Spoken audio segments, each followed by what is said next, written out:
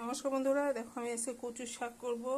এই ছোলা ভিজিয়ে রাখছিলাম, এই দেখো কচুর শাক বসিয়ে দিলাম, ছোলা দিয়ে সিদ্ধ হবে। আর এই দেখো অরলের ডাল ধুয়ে নিচ্ছি, ধুয়ে প্রেসারে বসিয়ে দেবো। অরলের ডাল করব। অরলের ডাল প্রেসার কুকারে দিয়ে দিচ্ছি, তেল দিয়ে দিলাম, একটু হলুদ লবণ দিয়ে দিলাম, একটা সিটি দিয়ে নামিয়ে নিব, তারপরে এটাকে ফোড়ন দেব। দেখো বন্ধুরা, আমার কচু শাক সিদ্ধ হয়ে আসছে, নামিয়ে নেব। এ হচ্ছে 4 টুকরা মাছ আছে, এটাকে পোস্ত দিয়ে করবো। এই পোস্ত ভিজিয়ে রাখছি, এটাকে ভেজে নিয়ে পোস্ত দিয়ে করব। আর এই যে চিংড়ি মাছ আছে, চিংড়ি মাছ দিয়ে মিষ্টি কুমড়ো দিয়ে করব। মিষ্টি কুমড়োটা কাটা হয়নি, কেটে নেব এখন। এদিকে কচু শাকটা বসাবো।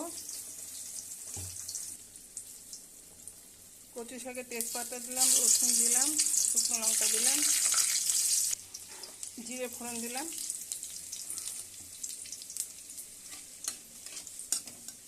ভাজা হয়ে গেছে ফোড়নটা, এখন আমি কচু শাকটা ছেড়ে দেব। মাছটা ভাজা হচ্ছে। কচু শাক অল্প হলুদ দিলাম, লবণ দিয়ে সিদ্ধ করছিলাম তাই অল্প লবণ দিলাম, কিছু কাঁচা লঙ্কা দিয়ে দিলাম। কচু শাক হতে থাক, ওদিকে ওই মাছগুলো করি। অল্প পোস্ত, একটু পেঁয়াজ আর অল্প একটু আদা বেটে নিচ্ছি। কচু শাক হচ্ছে, গ্যাস কমিয়ে কমিয়ে ধীরে ধীরে করতে হয়, না তো জল শুকোতে যায় না, দিয়ে পুড়ে যায়, নিচে ধরে যায়। এদিকে মাছ ভাজা হয়ে গেছে, জিরে ফোড়ন দিলাম, টমেটো দিলাম, লবণ, হলুদ। এখন এই মশলাটা দিয়ে দিলাম।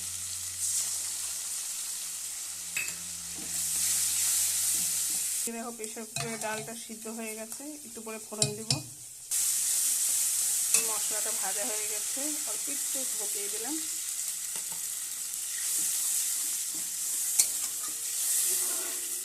মাছটা দিয়ে দিলাম, এর মধ্যে অল্প একটু চিনি দিয়ে দিলাম। দুটো বিলাতি ধনেপাতা নিয়ে এসে কেটে দিয়ে দিলাম। ধনেপাতা নাই ঘরে, ছাদে বিলাতি ধনেপাতা গাছ আছে আমার, এখন দিয়ে পেরে নিয়ে আসছি। হয়ে গেছে, মাছটা নামিয়ে নিই, তারপরে ডাল সম্বারা দিব, তারপরে মিষ্টি কুমড়ো তরকারি করবো। ততক্ষণ এই কচু মহারাজ হতে থাক, কতক্ষণ লাগবে হোক। এই দেখো আমার মাছটা রান্না হয়ে গেছে, মাছ পোস্ত। এখন আমি ডালটা সম্বারা দেব। তেলের মধ্যে শুকনো লঙ্কা দিয়েছি, তেজপাতা, জিরে, অল্প একটু হিং দিব,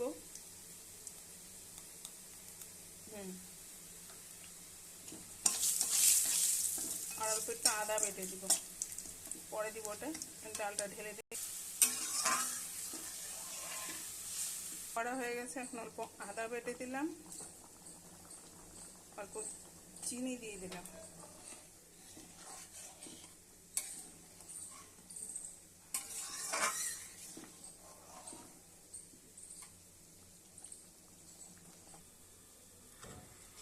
এই দেখো বন্ধুরা, আমার ডাল হয়ে গেছে, ডাল নামিয়ে নিয়েছি। আর এই দেখো মিষ্টি কুমড়া কেটে নিলাম, মিষ্টি কুমড়া দিয়ে, আর এই চিংড়ি মাছ দিয়ে, আর এই যে পেঁয়াজ, এই যে রসুন, এগুলো দিয়ে করব। এই কড়াই বসিয়ে দিয়েছি, এখন আমি মিষ্টি কুমড়াটা বসাবো। ওদিকে তো কচু শাক হয়েই চলছে, হয় আর না। চিংড়ি মাছটা ভাজা হচ্ছে, নামিয়ে এটা বসিয়ে দেব।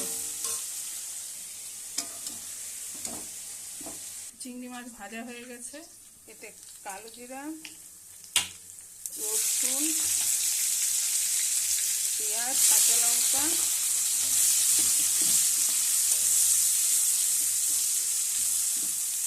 এটা ভাজা ভাজা হয়ে গেলে মিষ্টি কুমড়োটা দিয়ে দিই।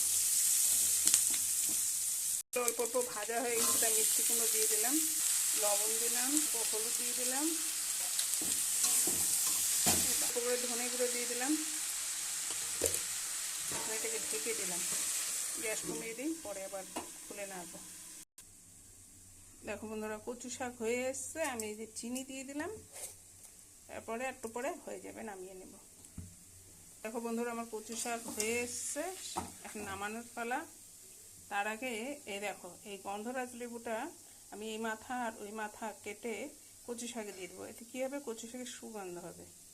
হ্যাঁ, এটাতে আমি রস দিব না, খালি এই দুটো দিবে। তারাও কেটে আনে দিচ্ছি। এই দেখো, এটা দিয়ে দিলাম। এখন গ্যাসটা নিভিয়ে দিব। এটাতে কচু শাকের গন্ধটা খুব সুন্দর হবে। এটা আমার দিদা থেকে শেখা, আমার দিদা ওইভাবেই করতেন।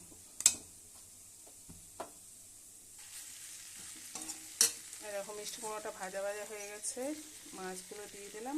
আর অল্প একটু জল দিয়ে আবার ঢেকে দিব। হালকা রসা রসা থাকবে তো, তাই অল্প একটু জল দিলাম, অল্প লবণ দিলাম আর অল্প চিনি দিলাম, দিয়ে এখন ঢেকে দিব। তারপরে নামিয়ে নেব।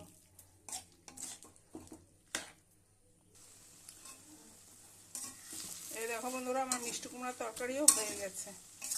এখন নামিয়ে নিব। মিষ্টি কুমড়াটা খুব ভালো ছিল। মিষ্টি কুমড়াটা আমাকে সোনু বাবা এনে এসেছে তার বন্ধুর বাড়ির গাছে, গ্রামের বাড়ির গাছে।